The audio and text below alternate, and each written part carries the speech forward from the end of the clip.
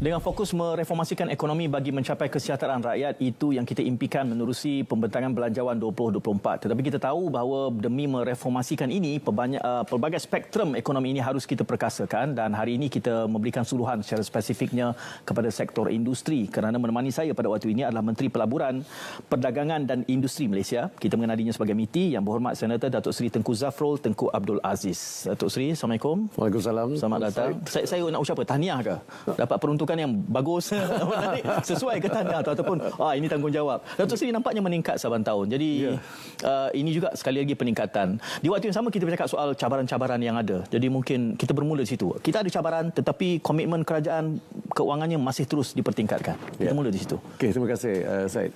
Alhamdulillah, ya, seperti yang saya sebut tadi, ada peningkatan lah dalam peruntukan untuk MITI pada tahun ini. Peningkatan yang saya rasa banyak, lebih kurang 22%, dan MITI dan kita pun ada 15 agensi dari segi pembangunan industri, pembangunan pelaburan dan juga pembangunan perdagangan itu penting. Kerana sebenarnya kalau kita lihat dari segi engine of growth untuk ke GDP kita ataupun KDNK kita, pelaburan dan perdagangan merupakan dua elemen penting yang untuk menjanakan ekonomi. Dan Yang Berhormat Perdana Menteri pun telah membuat pengumuman dalam pembentangan bajet yang tahun depan unjuran KDNK kita antara 4 hingga 5%, dan insya-Allah more to the 5 side lah, 5% side. Dan langkah ke hadapan untuk memperkasakan ekonomi kita, untuk mereformasikan industri kita. Baru-baru ini pun kita Yang Berhormat telah melancarkan National Industrial Master Plan, National Energy Transition Roadmap, kajian separuh benggal rancangan Malaysia ke-12. So banyak yang memerlukan dana dan memerlukan pemikiran yang baru untuk membangunkan industri kita. Datuk Seri bercakap tentang beberapa perancangan yang sifatnya panjang untuk durasi yang melewati setahun. Tapi kita memahami bahawa belanjawan ini adalah mengurus aliran tunai kita untuk tempoh setahun, dan kita menjanjikan akan ada transformasi dalam konteks industri perdagangan pelaburan ini. Bagaimana itu dicapai dalam kerangka kita ada setahun dan kita ada perancangan yang lebih panjang itu? Kerana, saya bagi contoh lah. Satunya National Industrial Master Plan. Memang betul, NIMP 2030 ke 7 tahun plan kita, perancangan untuk mencapai matlamat kita ada 3 objektif utama. Satu ialah dari segi KDNK kita, dari segi manufacturing industry ataupun sektor pembuatan ini, contribution kepada KDNK lebih kurang 23%. Dalam masa 7 tahun kita naik sebanyak 60%. Yang keduanya dari segi pekerjaan, kita nak pekerjaan yang pekerja-pekerja mahir ini akan dapat gaji yang lebih tinggi. Sekarang ni gaji median untuk pekerja-pekerja kita di sektor pembuatan ialah lebih kurang sebenarnya kurang daripada 2,000. Kita nak naikkan hingga 4,500, dan juga itulah. Dan yang ketiga ialah dari segi pekerjaan, kita nak 3.3 juta pekerja dalam sektor pembuatan. Jadi walaupun transformasi ini sering menjangkau lebih satu dekad, sebenarnya NIMP ini 7 tahun. Dan kalau kita lihat dari segi peruntukan bajet, kita alhamdulillah Yang Berhormat Perdana Menteri telah memberi peruntukan untuk NIMP saja. Dari segi kita ada 2 dana tu sebanyak 200 juta ringgit. Itu sebab dalam ucapan beliau mengatakan, Yang Berhormat PM mengatakan ini adalah permulaan. Jadi kalau kita perlukan dan dapat result yang kita harapkan, insya-Allah ada tambahan lah dana dalam masa 7 tahun ini. Datuk Seri, kepada awam yang mungkin mendengar ini, dia mendengar macam seperti business as usual, tapi kita menggambarkan bahawa ini pendekatan yang transformational. Di mana yang berbezanya dalam pendekatan belanjawan pada kali ini untuk industri pelaburan dan perdagangan? Untuk industri pelaburan dan perdagangan dan juga untuk industri-industri kita, bezanya dengan sebelum ini ada 2. Yang pertama ialah dari segi transformasi dokumen itu sendirilah, bukan dokumen lah, daripada approach tu. Dulu kita bila kita merangka sesebuah plan perindustrian yang sebelum ini contohnya, dan juga plan-plan kerajaan yang lain, dia berdasarkan sektor, tetapi pada buat masa kali ini dia berdasarkan misi ataupun mission base, dan kita ada 4 misi contohnya untuk plan perindustrian ini. Satu ialah untuk kita increase atau menaikkan economic complexity. Kedua, kita nak memastikan industri kita lebih mahir dalam bidang teknologi.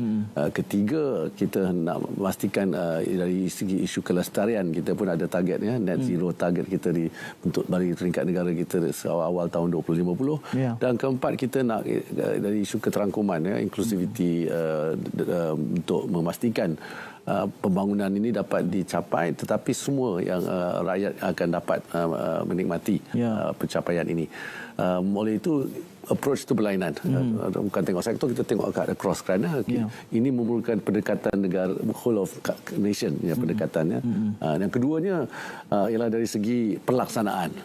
Sebelum ini banyak plan-plan ini kita berceritalah apa yang nak buat dalam masa, tapi tidak ada mekanisme di mana pelaksanaan itu dipantau dengan detail lah. Oleh itu, buat kali ini kita ada pemantauan, satu unit memantau dan akan buat laporan bukan saja dalaman tetapi juga luaran, di mana tuan saya boleh tengoklah betul ke benda ni dah dibuat, dan di tahap mana, kalau bagus ke tak bagus, dan boleh itu kita akan membenarkan rakyat dan pihak-pihak yang berkaitan, pemegang taruh contohnya, untuk tanya kenapa benda ini tidak dicapai dalam timeline ataupun dalam garis masa yang ada.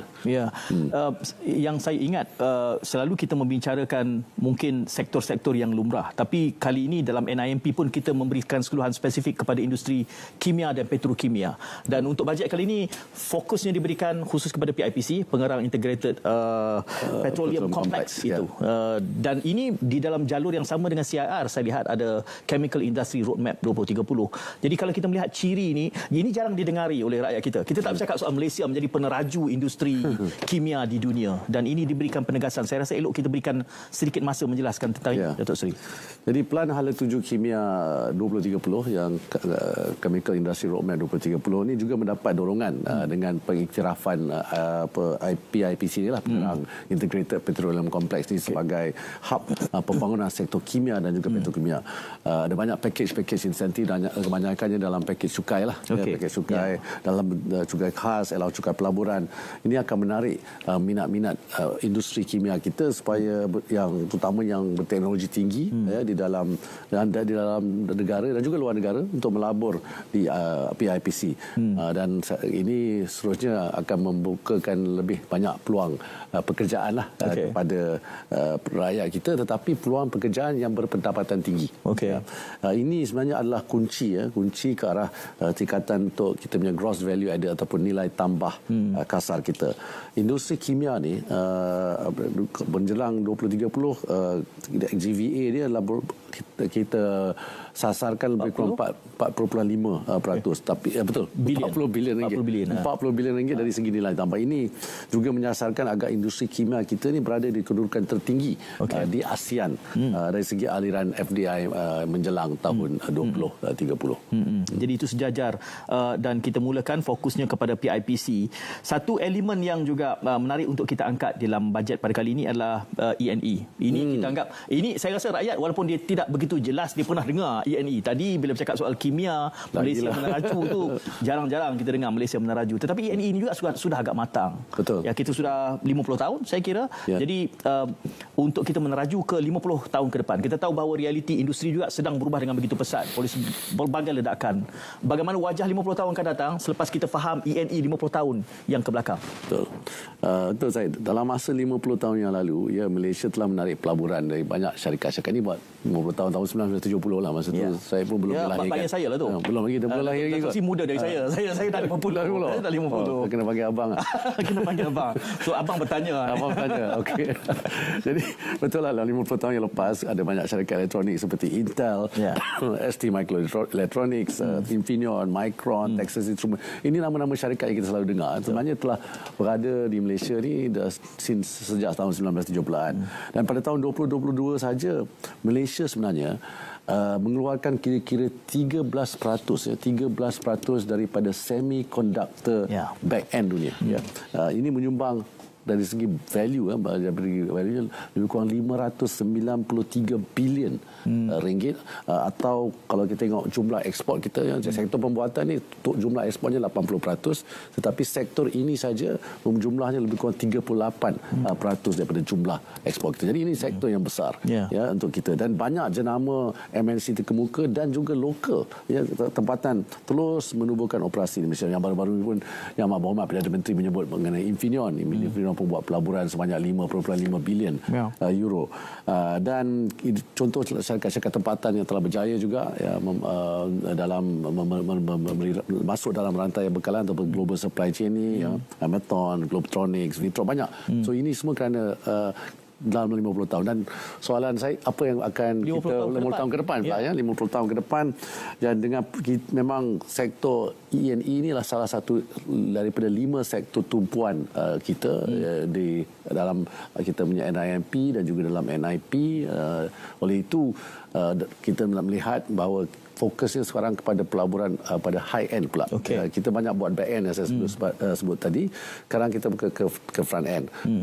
Dan ini akan mendapat limpahan kepada sektor-sektor yang kita nak tolong juga dari segi sektor EV contohnya dan sebagainya. Dan apa yang saya maksudkan dengan high end ni ialah wafer fabrication dan juga reka bentuk integrated circuit lah, ataupun circuit integrated circuit apa nama dia, reka bentuk lah. Ini yang akan meningkatkan lagi kedudukan industri negara kita dalam global. Saya membayangkan E&E ni barrier to entry-nya tidak begitu kompleks dan begitu mudah negara seperti China barangkali untuk memintas kita. Tetapi 50 tahun ni kita berada di depan. Apa advantage yang sebenarnya Malaysia miliki untuk kita fahami 50 tahun ke depan bagaimana kita nak mengekal status itu? Kita ada beberapa advantage. Advantage pertama ialah kita dah ada track record dan banyak syarikat lempatan juga mempunyai skills yang diperlukan oleh multinational.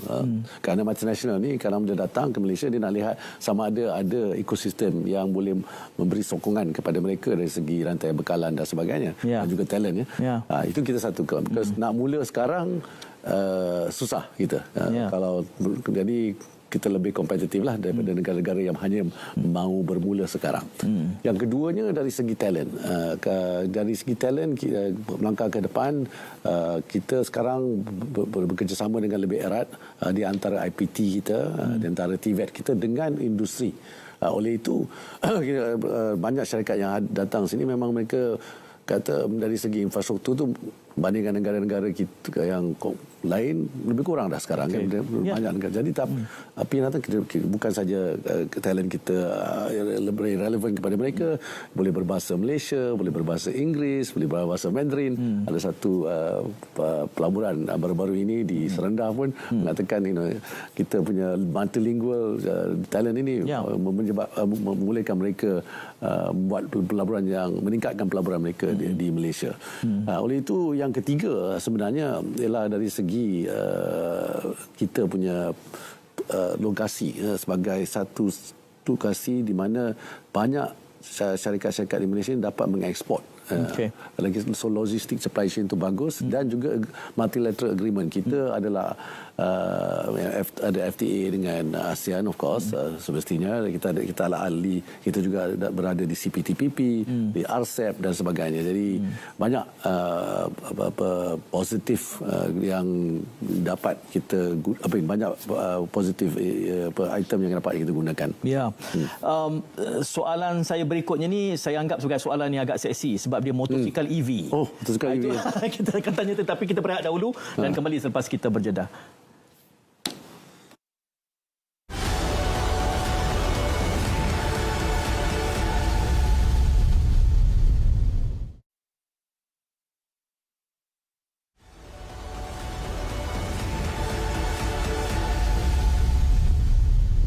Ya, berbicara tentang memperkasa ekonomi negara bersama Menteri Pelaburan Perdagangan dan Industri Malaysia Yang Berhormat Senator Datuk Seri Tengku Zafrul Tengku Abdul Aziz.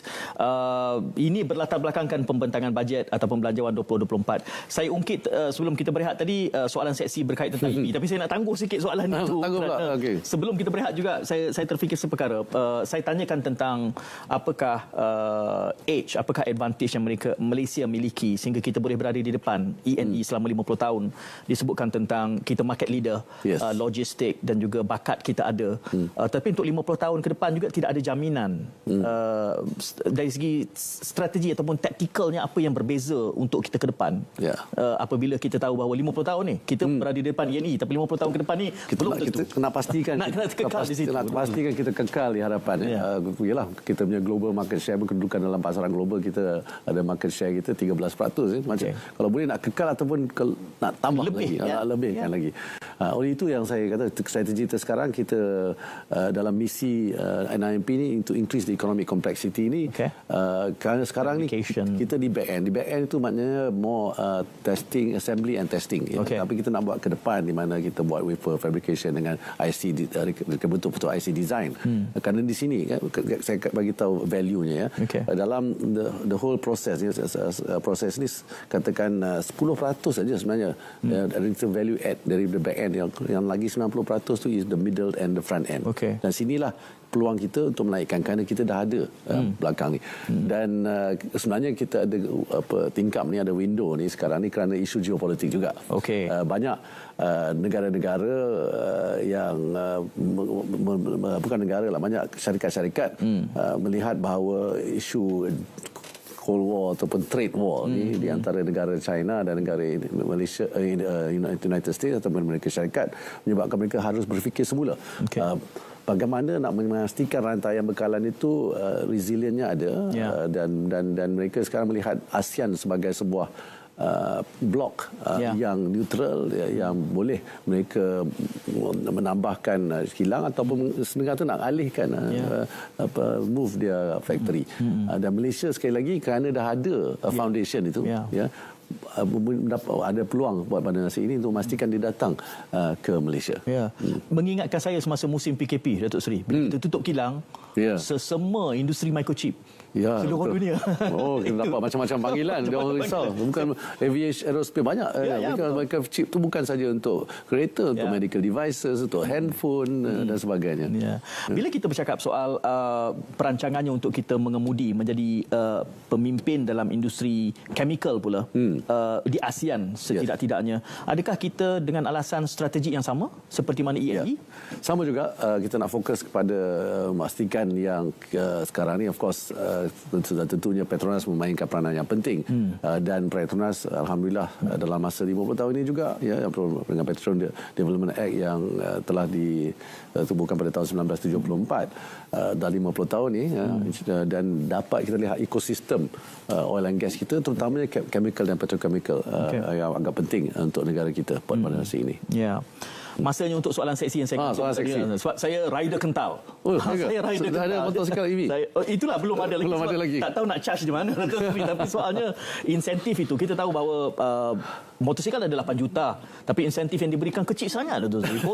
Kurang daripada 0.2%, 10,000 sampai terbatuk Menteri Mitin. Yalah. Kecil sangat ni, Datuk Seri, insentifnya. Jumlah penunggang motosikal terlalu banyak dah, ramai. Dia macam ni.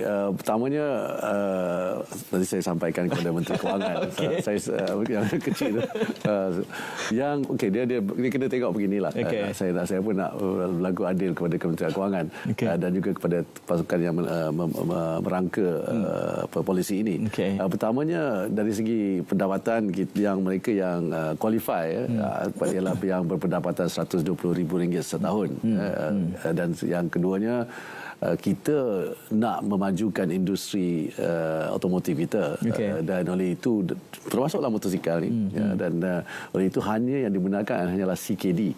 Dia kena pemasangan kena buat sendirilah, motosikal yang dipasang di Malaysia ataupun yang dibuat di Malaysia, dan motosikal EV lah. Dan ketiganya dari segi kapasiti, kapasiti dibuat masa ini diunjurkan kalau nak buat di Malaysia, CKD ni lebih kurang 10,000. Jadi 10,000 kali 2,400, itu yang dapat 24 juta ringgit tu. So dan target marketnya memang golongan yang B40 dan M40 juga, bergantung kepada pendapatan tahunan. Tetapi ini penting kerana dari segi polisi, kita pun ada nak membangunkan industri EV, satu. Keduanya, kita pun nak buat penjimatan dari segi subsidi minyak. Kalau mereka beralih ke EV, sampang banyak mata lah. Dan yang ketiganya juga, kita nak pastikan yang EV ni bukan saja dinikmati oleh mereka yang berpendapatan tinggi. Kita nak mulakan kesedaran terhadap EV. Dan saya tak tahu you qualify ke tak lah. Mungkin tak qualify. Tapi please jangan semak dekat lembaga hasil lah. Kena check balik. Dan oleh itu tapi betul yang satu yang saya sebut tadi mengenai pengecasan. So saya bayangkan itu adalah satu saya tak nampak lagi lah motor. Saya tak mesti. Itu satu cabaran. Jadi oleh itu kita nak accelerate ini, kerana memanglah kita boleh charge motor tu semacam kereta pun kita sekarang ada lebih kurang 1,500 lebih tepat charging station. Yang sasaran kita 10,000. Setakat sekarang ni dah naik dengan cepatlah kerana EV Steering Committee yang bersama-sama dengan kementerian lain memang dapat support yang kuat, dan PBT dan semuanya, peringkat negeri, peringkat PBT pun dah mula memberi kelulusan yang lebih pantas, termasuklah Energy Commission dan sebagainya. Tetapi untuk motosikal ni pendekatannya lain. Pendekatannya kita dapat lihat bahawa di negara-negara lain, terutamanya di negara-negara yang banyak guna motosikal macam Indonesia dan sebagainya, kita menggunakan konsep battery swapping. Stesen yang buka pergi berhenti tempat lain, mungkin kat luar. Macam touch and go juga lah. Saya tengok konsep tu di YouTube. So jadi ini juga akan mengurangkan kos motosikal, kerana kos EV motosikal ni lebih kurang 40 hingga 60% adalah kos bateri. Dan kalau boleh buat battery swapping, you are just paying, you hanya bayar untuk penggunaan. Macam menyewa bateri lah. Betul, macam menyewa. Itu satu konsep yang kita akan push, dan ini akan mempercepatkan juga penggunaan. Dan saya harap, inilah harapan saya, mungkin saya boleh sampaikan kepada Menteri Kewangan, kalau kita dapat buat CKD lebih 10,000, bagilah lebih kepada masih ada keanjalan di situ. Flexibility itu bolehlah guna, InsyaAllah, kerana ini akan buat dapat penjimatan dari segi subsidi minyak. Lebih ramai guna. Tapi itulah masih baru 10,000. Kita nak saya nak jemput di sini semua syarikat-syarikat yang berminat untuk memasang motosikal buat di Malaysia. Kerana kapasiti tu ada macam saya kata berjuta yang kita perlukan. Tetapi yang kapasiti kita yang kita unjurkan hanya 10,000 pada masa ini. Sementara kita cakap tentang ini, soal peralihan kita daripada bergantung kepada fossil fuel ini, saya melihat negara seperti Sweden, julat masa dia 12 tahun untuk tiba ke peringkat hampir 70 ke 80%. Dan kita bercakap 10,000 ini dalam kerangka belanjawan yang 12 bulan. Tak 10,000. Oh ya, betul. Saya rasa betul ya. Jadi tentu saja kita ada master plan yang lain yang harus. Jadi adakah ini langkah yang sesuai dengan kapasiti ataupun kita sebenarnya lewat jumlah? Kerana saya terasa seperti sedikit untuk kita mengejar sasaran yang jauh lebih besar. Ini belum kita ambil kira lagi SDG yang global yang kita di bawah Paris Accord lagi ni. Paris Accord, ada 17 SDG bawah Paris Agreement. Ya betul. Tapi mesti ada titik permulaan. Jadi memang banyak fokus dulu diberi kepada EV di empat roda, dan kita nak mendemokrasikan penggunaan EV ni. Saya suka itu, mendemokrasikan penggunaan EV ni. Kalau tidak, orang tanya saya lah, EV ni untuk orang kaya je kan.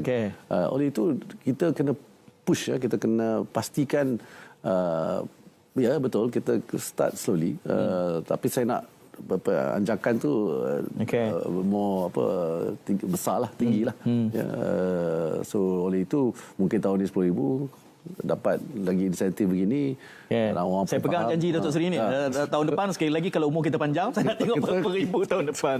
Itulah, pihak industri kena mainkan peranan juga. Dia kena percaya, ini buat demand dan supply kan.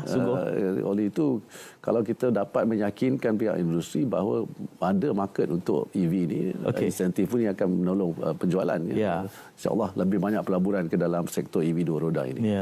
EV dua roda ni, kalau saya perpanjangkan sedikit soal pengecasan tadi, perancangan perancangannya untuk tahun depan, apa prospeknya? Saya bayangkan 10,000 ni Lembah Kelang saja habis. Ya. Jadi pengejasannya mungkin di Lembah Kelang saja kot dahulu. Ya. Okey, pengejasan ni bukan saja Lembah Kelang, perancangannya di kawasan-kawasan bandar lah dahulu, ya. Kerana Kelang, Penang, Johor dan sebagainya, dan Sabah Sarawak juga. Tapi untuk orang-orang macam saya ni, you boleh beli motosikal yang bukan 10,000 ni, ada yang mahal sikit. Oh, okay. Yang bukan di bawah insentif itu. Okey. Memang ada sekarang ni, tapi memang harganya lebih kurang 7-6,000. Yang saya tengok yang murah, yang pakcik-pakcik pakai pergi masjid tu, battery charge kat rumah tu. Ini tidak consider EV. Saya bersama Menteri MITI dan berehat seketika. Kembali selepas ini kita mula melihat tentang aspek industri halal pula.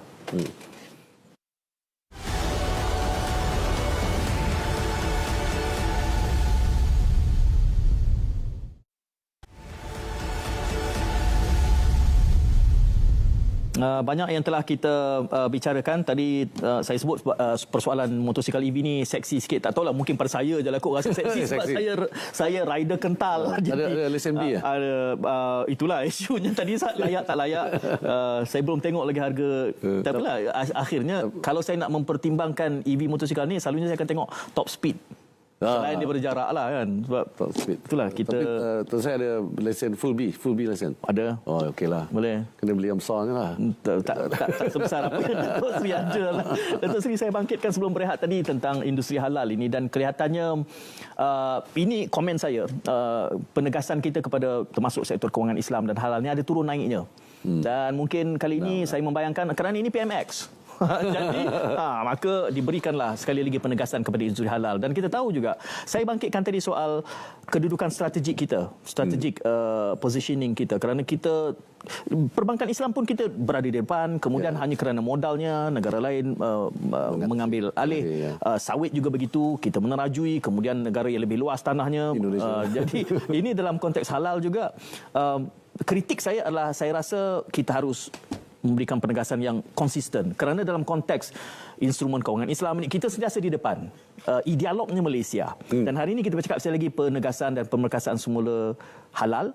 Cuma dalam konteks yang kelihatan seperti kecil saja, itu soal pensijilan yang disegerakan. Tapi sebesar mana langkah kecil ini memberi nilai ekonomi kepada Malaysia? Ya. Okey, betul. Saya setuju sangatlah. Industri halal ni kita kena beri penekanan yang lebih.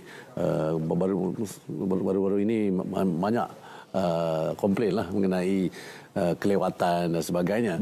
Dan di sini satu agensi di bawah MITI, iaitu Halal Development Corporation, HGC, perlu memainkan peranan yang lebih untuk memastikan, terutamanya ni syarikat-syarikat yang buat kosmetik, syarikat makanan, syarikat yang ingin ekspor. Contohnya mereka memerlukan kelulusan daripada JAKIM, dan HDC sekarang bekerjasama dengan JAKIM seperti yang disebut, yang diumumkan oleh Yang Berhormat Perdana Menteri. Tempoh memproses persijilan halal itu dikurangkan daripada 51 hari kepada 30 hari. Bayangkan ya, industri halal ni pada tahun 2030 dijangka lebih kurang 5 triliun US dollar, ataupun dalam ringgitnya ialah lebih kurang 22.34 triliun globally. Ya, pasarannya besar.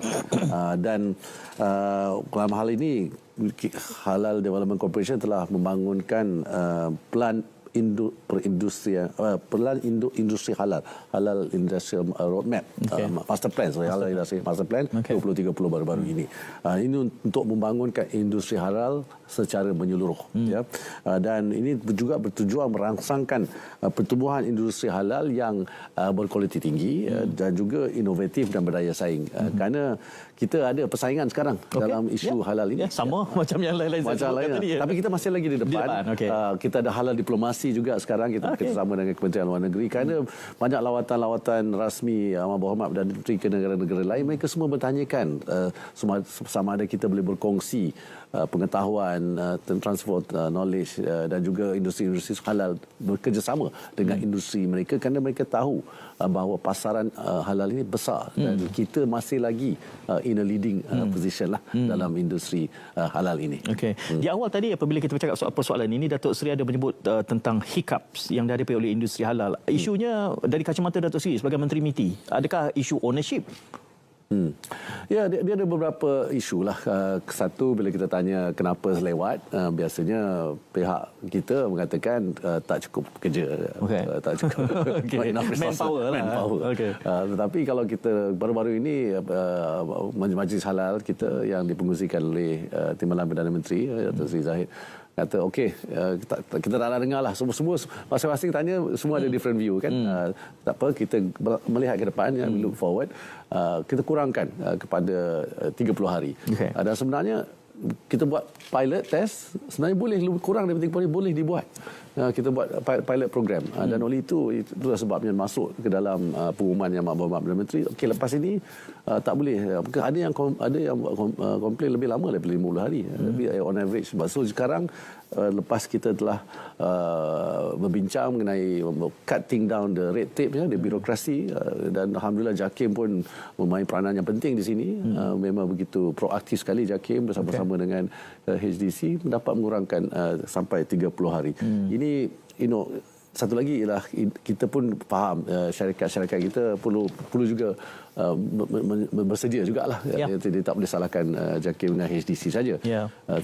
Dan satu lagi ialah dari segi ekspor lah. Kita banyak peluang ekspor. Macam banyak produk kita tak ada halal sijil. Kita nak ekspor ke negara-negara yang memerlukan sijil tu, mereka nak cepat. Kalau tidak, time is money kan, untuk syarikat-syarikat kita ini.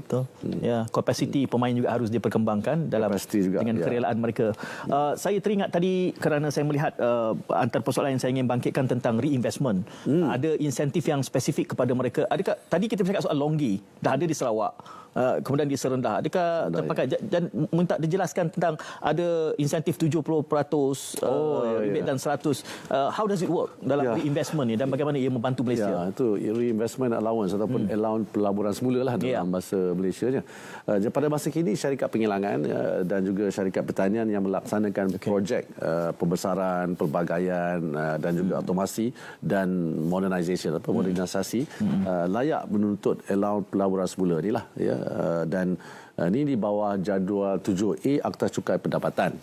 Dan allowance pelaburan semula ini kalau kita lihat membutuhkan yang seperti saya sebut, allowance sebanyak 60%, sebanyak 60% ke atas pembelajaran modal yang diluluskan, dan boleh ditolak sehingga 70% daripada pendapatan, dan ini untuk pendapatan berkanun lah, untuk tempoh 15 tahun taksiran. Ini 15 tahun ini berturut-turut.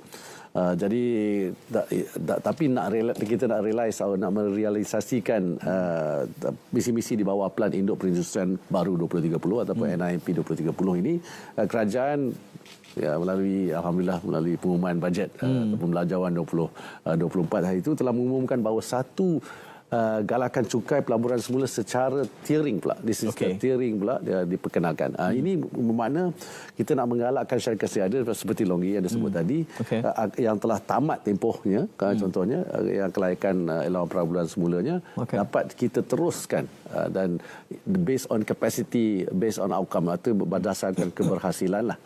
Dan oleh itu penentuan kadar allowance cukai pelaburan yang layak adalah berdasarkan pendekatan outcome ataupun keberhasilan.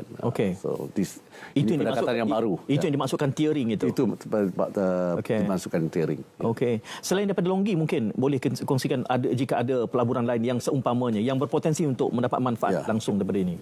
Dan banyak syarikat yang ada di Malaysia macam Intel, macam Osram dan Micron, tu electronic sector, dan juga syarikat-syarikat pertanian yang ada yang akan dapat menikmati ni. Yang pentingnya ada 6 matlamat sebenarnya, 6 matlamat dan sasaran keberhasilan ataupun outcome. Kita nak tengok outcome ni tiering, apa outcome ni kan. So untuk syarikat ni ada 6 outcome. Satu, kita nak memastikan dia meningkatkan kompleksiti ekonomi ataupun ekonomi kompleksiti kita, dan keduanya mewujudkan peluang pekerjaan yang bernilai tinggi, nak naikkan pendapatan rakyat kita lah. Yang ketiga, kita nak memastikan dia memperluaskan rantaian domestik, dan keempat, kita nak memastikan mewujudkan kluster baru yang sedia ada. Nanti kan kita boleh sebutlah pasal kluster baru, ada CCUS dan sebagainya. Kelima, kita nak pastikan ada inklusiviti, memastikan bukan saja sedikit, semua ramai rakyat yang dapat manfaat ini. Kelima ialah yang tadi saya cakap pasal SDG dan sebagainya, dan kini kena meningkatkan amalan ESG kita juga. Kalau mereka dapat outcome ini, dapatlah benefit daripada cukai ini. Ya. Datuk Seri sudah pun menyebut salah satu klusternya CCUS itu. Itulah. Ini soal pasaran karbon kita. Yes. Jadi insentif cukai ini bagaimana pelaksanaannya untuk 2024? Ya. CCUS ni is carbon capture, utilization and storage. Dalam bahasa Melayu mungkin saya tahulah.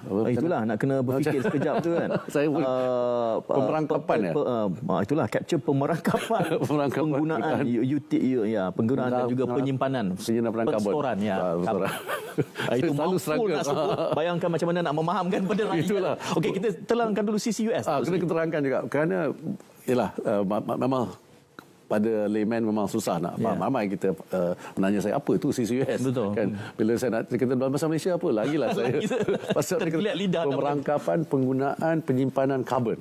Itulah dia. Bagus bahasa Melayu Datuk Seri. Itu yang saya quote saya tadi. Saya catat. Oleh itu ia sebenarnya ialah satu kaedah penyelesaian untuk mengurangkan karbon di atmosfer kita. Kita kan ada macam-macam sifar di bawah agenda klusteran kita. Sebenarnya sektor yang mempunyai kadar pelepasan karbon yang tinggi ini, kilang-kilang yang kilang besi dan sebagainya lah. Walaupun saya yang tak suka saya sebut tu. CCUS ni terdiri daripada dua haluan. Yang pertama ialah pemerangkapan dan penyimpanan karbon. That is the carbon capture. Saya kena bagi whiteboard pada Datuk Seri ni baru kita boleh lukis macam nak memahamkan. Kita tak ada whiteboard sekarang. Tak apa. Kita cerita dulu. Lalu cerita dulu, lepas tu layarilah sosial media saya. Okey, lepas tu dan di mana karbon yang lepas tu kan, when you emit carbon motosikal pun kadang-kadang kita emit carbon, tapi di segi industri lah, oleh aktiviti penghilangan contohnya akan diperangkap dan disimpan di medan geologi minyak yang telah ditamatkan. So all the lama-lama refinery yang lama yang tak digunakan kita simpan boleh guna di situ. So hala tuju kedua ialah pemerangkapan dan juga penggunaan karbon. Ini ialah carbon capture dan utilization lah, di mana karbon yang dilepaskan, yang diperangkap itu digunakan untuk penghasilan produk terbitan. That means yang kita tangkap ini boleh digunakan balik sebagai energi juga. Dan dia jadi recycle. Circular economy lah, circular energy lah. Dan Malaysia actually kita ada competitive advantage. Kita memang dalam oil and gas ni ada banyak tempat untuk digunakan penyimpanan. Salah satu dalam Asia ni kita salah satu negara yang mempunyai advantage yang paling besar dalam sektor ini. Persoalan yang bermain di fikiran saya adalah saya teringat Khazanah Megatrend bercakap soal developmental bargaining, kerana kita tahu tadi pun kita sebut soal Paris Accord atau Paris Agreement itu tidak dipatuhi. Globally ada banyak. India dia punya trajectory carbon dia meningkat bukannya menurun. Tetapi kita bersungguh ke sini. Jadi itu persoalan kepada pragmatic businessman. Apakah kita perlu komit dalam keadaan ada negara lain yang tidak sekomit kita? Saya nak minta nasihat sikit daripada Menteri MITI, tapi kita berehat dahulu. Teruskan kesian anda.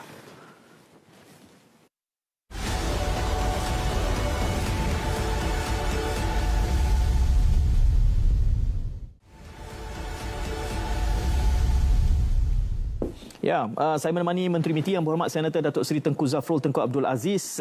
Banyak telah kita bicarakan. Masih terngiang-ngiang di telinga saya soal motosikal EV tadi tu. Saya kena cari dalam pasaran selepas siaran kita. Saya pun boleh beli lagi. Kita beli bersama. Boleh. Saya tengok Datuk Seri main basikal je. Geram saya tengok. Sempat ada boleh selfie lagi masa main basikal. Saya ungkitkan satu persoalan tentang saya melihat tentang bila kita memberikan komitmen kepada pasaran karbon dengan CCUS, cukai yang disediakan. Tetapi perdebatan di peringkat globalnya adalah soal komitmen negara yang pelbagai ini, dan rencam kelihatannya berbanding negara besar yang lain, pemain besar yang seperti gagal mematuhi adalah India misalnya, kerana karbon mereka semakin meningkat berbanding Malaysia, dan kita komit ini. Jadi ada trade off di situ. Kalau kita terlalu komit seperti macam at the expense of our competitive advantage, atau bagaimana untuk kita melihat realiti ini?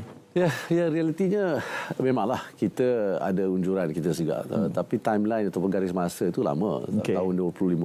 Net zero kita kita nak memperlahankan penggunaan karbon kita. Kita tidak memaksa industri kita switch off dan akibatnya kos yang lebih tinggi dan kita kurang kompetitif.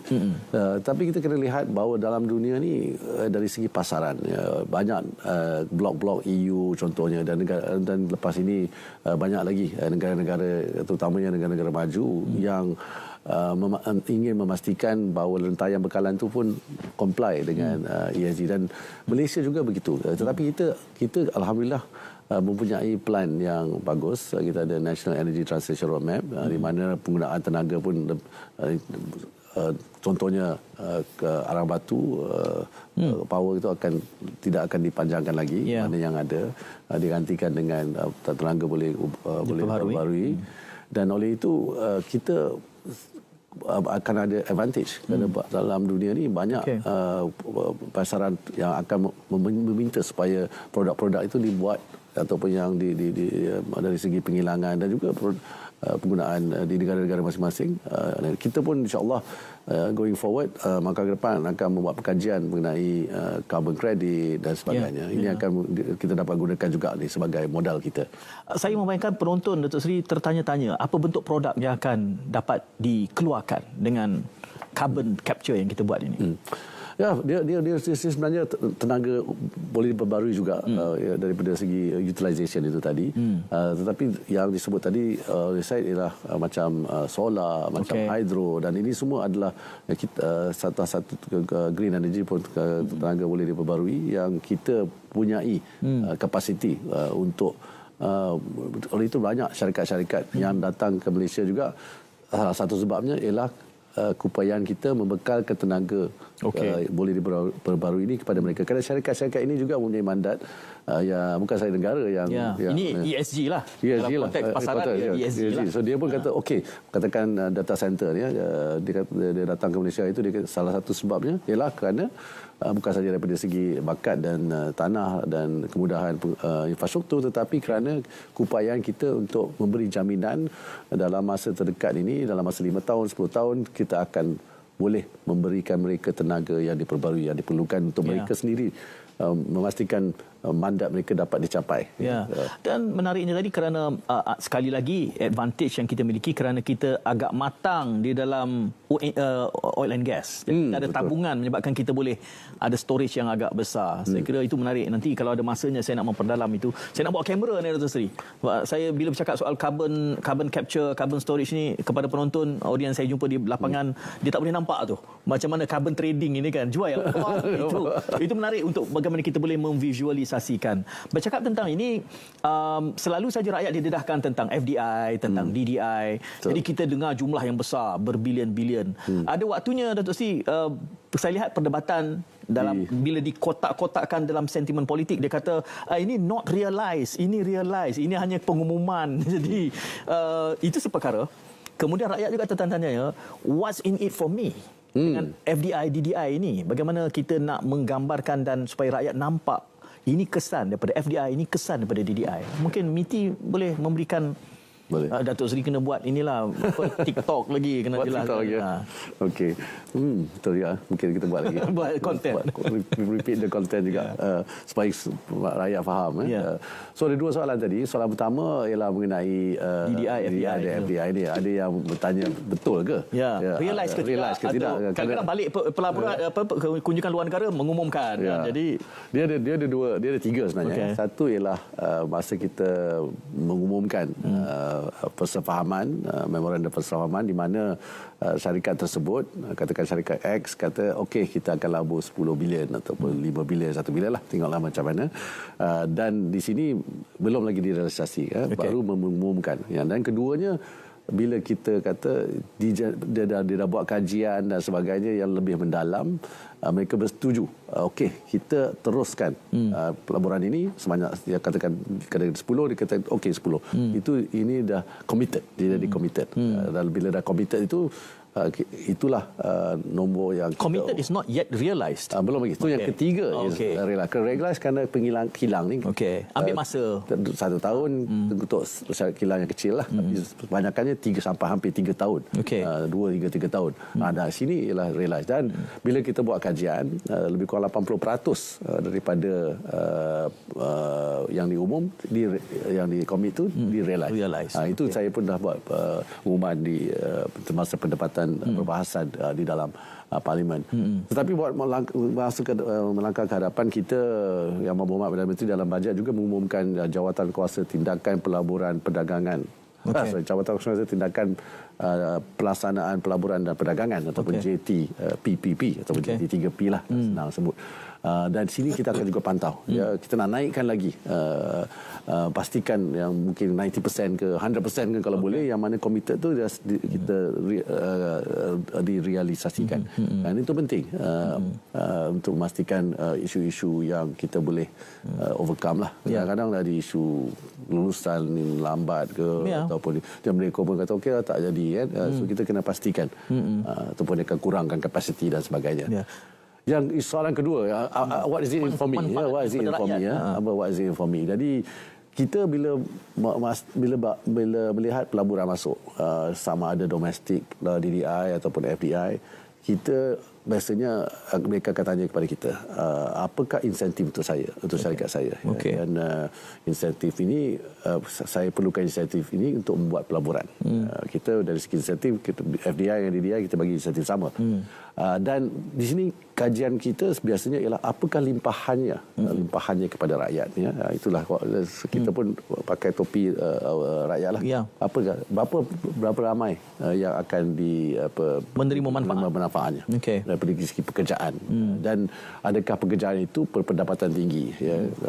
Kalau kita nak fokus kepada pekerjaan berpendapatan tinggi lah untuk rakyat kita, bukan low cost labor. Dan keduanya, kita lihat nak buat kilang ni daripada segi rantai bekalan, komponen-komponen ni ada tak syarikat domestik yang boleh buat? Kalau tak ada, boleh tak kita bagi kepada buat ekosistem baru untuk syarikat-syarikat tempatan kita? Kalau kita kita akan develop the local community, local industry, dan of course tentunya kita akan memberi insentif tersebut kerana dia akan membangunkan industri baru, membuat ekosistem baru untuk industri tersebut. Ini E&E satu contoh lah. Dan oleh itu, itulah that's in for you. Jadi kalau saya ni peniaga, PKS akan ada peluang untuk peniaga, buat pelaburan di situ. Kalau nak bekerja dah ada, even kontraktor dan sebagainya, siapa yang nak buat kilang ni, siapa yang nak sebut, itu kena ada limpahannya. Kalau tidak, kita tak nak tengok dari segi KD, NK kita naik kerana syarikat besar masuk, tapi limpahannya tidak dapat dirasai oleh rakyat kita dan syarikat-syarikat tempatan kita. Datuk Sri, saya meletakkan diri ini sebagai ini RTM. Saya rasa tanggungjawab kami untuk mencerdaskan rakyat. Kerana persoalan ini selalu saja dipolitikkan. Saya tak pasti, mungkin kami yang tidak fasih, kerana kami bila soal apa FDI, DDI ini realise tak realise, kami kena menggeledah data-data dalam DOS. Bolehkah laporan ini dibakukan? Di mana-mana Datuk Seri menunjukkan ini yang potential, ini committed, ini realize, ini manfaatnya secara annual. Kami nak pergi ke mana selain daripada TikTok Datuk Seri lah. Betul. Majlis Pelaburan Negara yang dipengerusikan oleh Amat Berhormat Perdana Menteri telah mengarahkan kita juga. Jadi kita akan ada laporan itu? Ada laporan itu. Jadi contohnya 6 bulan pertama dari segi FDI dan DDI pada tahun ini adalah 132.6 bilion ringgit. Di mana projeknya lebih kurang 3,500 projek. Dan pekerjaan hampir 50,000 yang kita dapat in the first 6 bulan pertama ini. Dan kita tengok sektor mana dan bagaimana pendapatan pun kita tengok. Kalau dulu kita report satu line je. Sekarang ni kita akan buat laporan yang lebih terperinci dan untuk pastikan rakyat pun lebih faham, memahami apakah limpahan kepada rakyat kita dan syarikat-syarikat tempatan kita. Kalau laporan itu ada Datuk Seri, kami boleh educate rakyat bahawa ini kerajaan perpaduan buat. Sebab kerajaan bersilih ganti.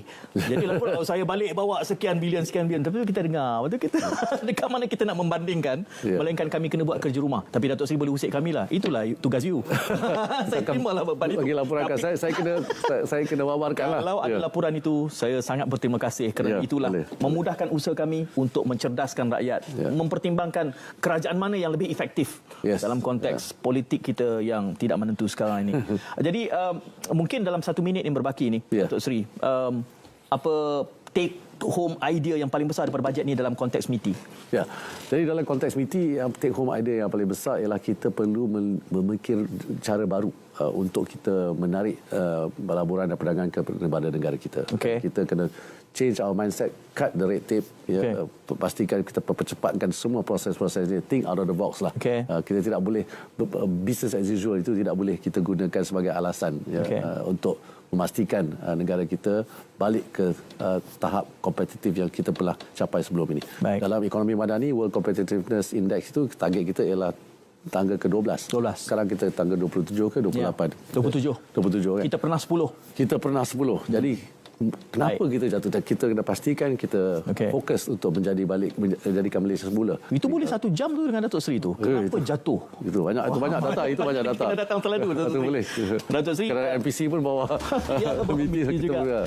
Bagi pihak rakyat, saya nak ucapkan terima kasih kerana mengasuh kami dekat TikTok Datuk Seri. Jadi minta banyakkan lagi. Ini carbon market semua ni saya tunggu.